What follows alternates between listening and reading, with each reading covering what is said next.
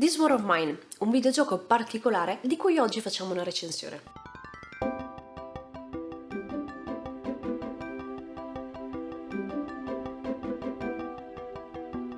Non sarà una di quelle recensioni tecniche, ma in stile guida strategica vi parlerò dei punti forti del gioco, di quello che mi è piaciuto, di quello che ti lascia il gioco, insomma del perché dovresti giocarci. Insomma, una recensione un po' più introspettiva, un po' più focalizzata sulla crescita personale e sulle emozioni. Ciao, io sono Manuela e questa è Guida Strategica. Se sei un gamer o un amante degli anime, iscriviti al canale per non perderti i nuovi video, perché qui parleremo sempre di crescita personale spiegata attraverso i videogiochi o gli anime. This War of Mine è un videogioco molto intenso. Per me è stato veramente una droga, non riuscivo a staccarmi, volevo riuscire a far sopravvivere quelle persone giorno dopo giorno e notte dopo notte. È davvero difficile non riuscire a farsi coinvolgere dalle loro storie e dagli avvenimenti.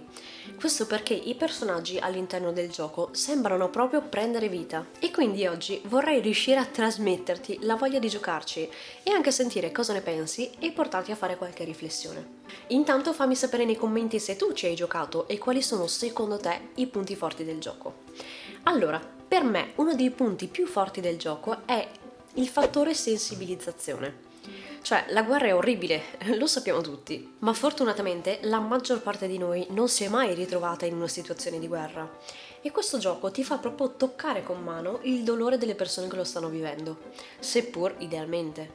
Questo perché i personaggi all'interno del gioco non sono solo semplici PG, hanno proprio una vita, un carattere, degli interessi, dei punti forti, dei punti deboli. Si sentono tristi quando fanno qualcosa di sbagliato o si sentono felici quando il bambino che gira per casa riesce a vivere una vita serena o quando riescono ad aiutare qualcuno.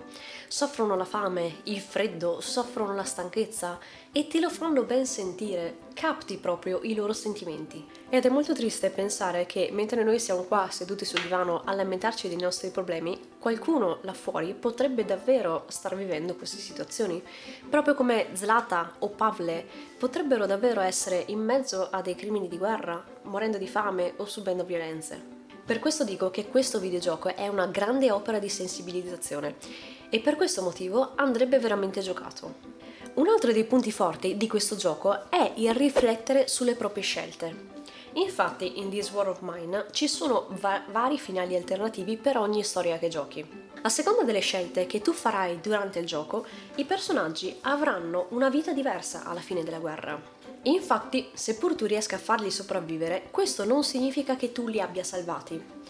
Potresti averli fatti sopravvivere alle malattie, a riuscire a non farli morire di fame. Potresti essere stato bravo durante i rovestamenti e a prendere delle cose senza che i cecchini ti uccidessero.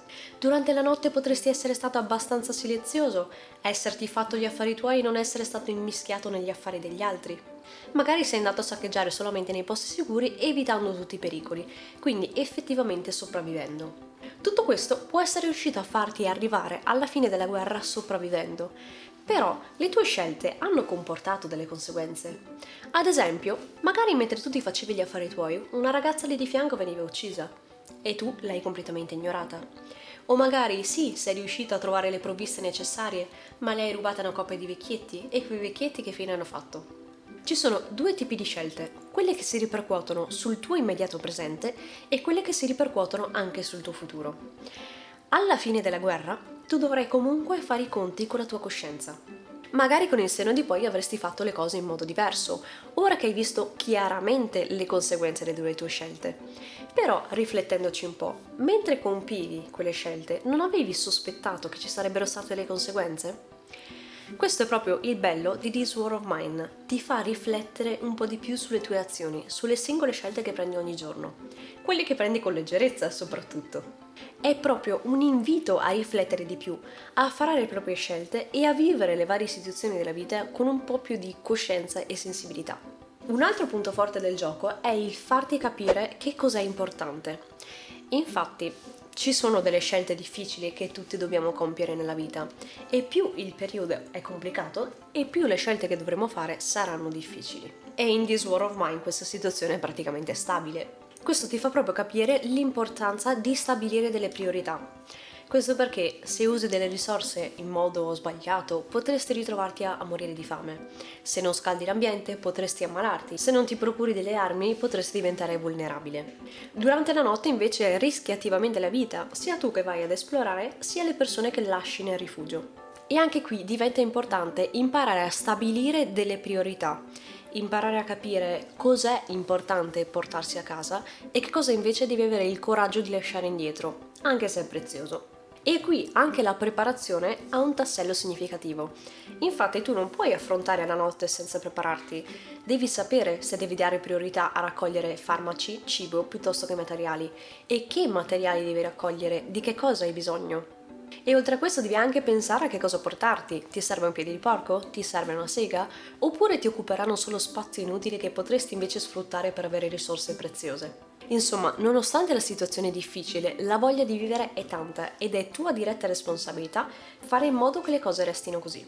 Per questo è essenziale capire fin dall'inizio che cos'è davvero importante, di cosa hai bisogno. Concentrarsi su quello e avere il coraggio di lasciar perdere tutto il resto. E in tutto questo avrai sospettato che l'ultimo punto forte del gioco, secondo me, è proprio la gestione del tempo. Ti insegna proprio quanto è importante gestire ogni singolo attimo che hai a disposizione. Sia durante il giorno che durante la notte il tempo continua a scorrere e scorre molto velocemente, cioè per farti l'esempio, solo per attraversare l'intera casa ci vuole circa una mezz'oretta, quindi non è che puoi farti su e giù a caso, devi imparare a capire come gestire il tempo e soprattutto durante i primi giorni devi imparare a organizzarti bene, devi far riposare chi è stanco, devi far mangiare chi ha fame e in tutto questo devi anche costruire ciò che ti è necessario per sopravvivere e per migliorare il tuo rifugio. E questo ti richiederà una grande elasticità mentale sia durante il giorno che durante la notte, perché anche durante la notte dovrai riuscire ad ottimizzare i tuoi movimenti in modo da riuscire ad esplorare l'intera zona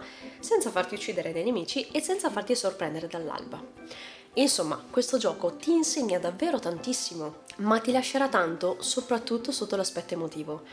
Ti porterai nel cuore, te lo assicuro, le storie di quelle persone, che pur essendo rappresentate all'interno di un videogioco, purtroppo potrebbero essere pure storie vere. Insomma, This War of Mine ti insegna a fare scelte più consapevoli e più coscienziose, proprio perché ti mostra in maniera molto cruda e cattiva le dirette conseguenze delle tue scelte. Oltre a questo ti darà comunque anche la possibilità di sfidare te stesso, migliorando le tue capacità di organizzazione e di multitasking. È un videogioco che può diventare davvero una risorsa utilissima, quindi ti consiglio proprio dal cuore di giocarlo. Ed ecco, fammi sapere cosa ne pensi e se hai deciso di giocarlo oppure no, oppure se l'avevi già giocato. E se vuoi conoscermi meglio o rimanere in contatto con me, in descrizione trovi il link del mio blog e dei miei social network. Noi ci vediamo tra 2 settimane, sempre di mercoledì, quindi iscriviti al canale e clicca sulla campanellina per non perderti nuovi video e rendere la tua vita migliore grazie alle tue passioni.